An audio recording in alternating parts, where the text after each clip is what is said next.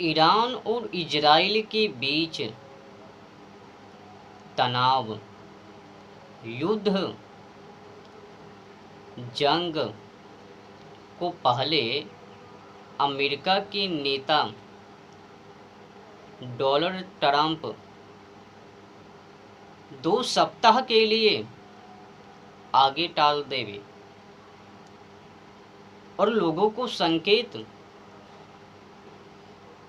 ये भी कर देवे, लोगों को जानकारी ये भी दे देवे कि देखो मैं इस समय युद्ध करने की वो मूड में नहीं हूँ, होड़ में नहीं हूँ,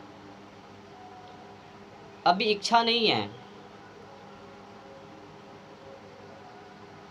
मैं जब जब युद्ध में कूदता हूँ तो अर्थव्यवस्था से नीचे गिर जाता हूँ। तो एक काम करो, तुम दोनों युद्ध को जारी रखो। 2 सप्ताह के लिए मैं चुप बैठूंगा, कुछ नहीं कहूँगा, तुम दोनों आराम से लड़ो। तो इस तरह की बयानबाजी को सुनकर लोगों को लगा कि देखो अमेरिका डर गया।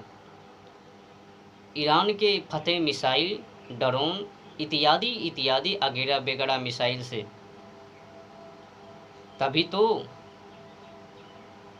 अमेरिका ने साइड मार दिया कि कहीं अमेरिका पर भी अटैक ना कर दे ईरान।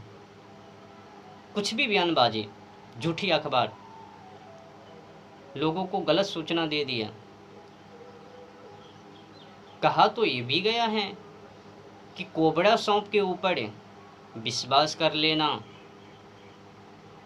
लेकिन अमेरिका के जो डोनाल्ड ट्रंप है ना, उन पर विश्वास मत करना।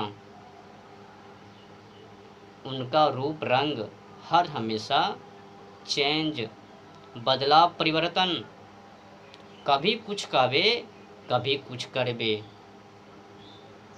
कोई भरोसा नहीं उन पर। मुझे पहले से ही आशंका थी कि एक ना एक दिन 14 दिनों के भीतर वो कूद ही जावे, इजराइल को अपने आँखों के सामने तबाह होते हुए वो ना देखवे। मेरे को पता था, पर अपने देश में झूठी अखबार कि देखो देखो अमेरिका ईरान के फतेह मिसाइल और उनके देश में जो व्यवस्था हैं और जो टेक्नोलॉजी हैं और शक्तियां हैं उनके पास, उस शक्तियां से अमेरिका डर गए हैं, इसीलिए साइड मार दिए हैं कि कहीं मैं भी बर्बाद ना हो जाऊं। मतलब कुछ भी बयानबाजी, पर लोगों को पता नहीं भरोसा कैसे, वो पर भी अमेरिका के ऊपर। देखो भाई, अमेरिका ने अपनी शक्ति को दिखा ही दिया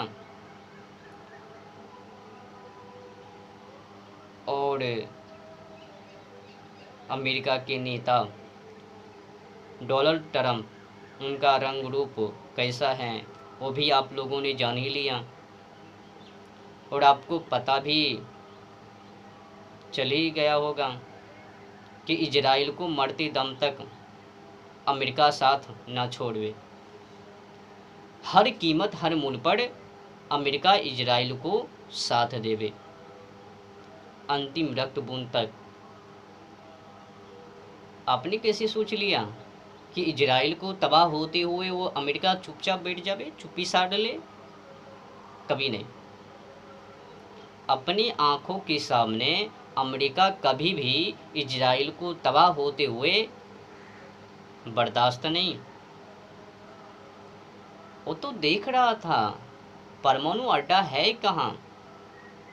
सुलह में आया कि खमेनी ने वहाँ से सब लेकर फरार, पर जो व्यवस्था वहाँ पर की है, मशीन इत्यादि इत्यादि जो व्यवस्था, वो तो तबाह हो लिया ना।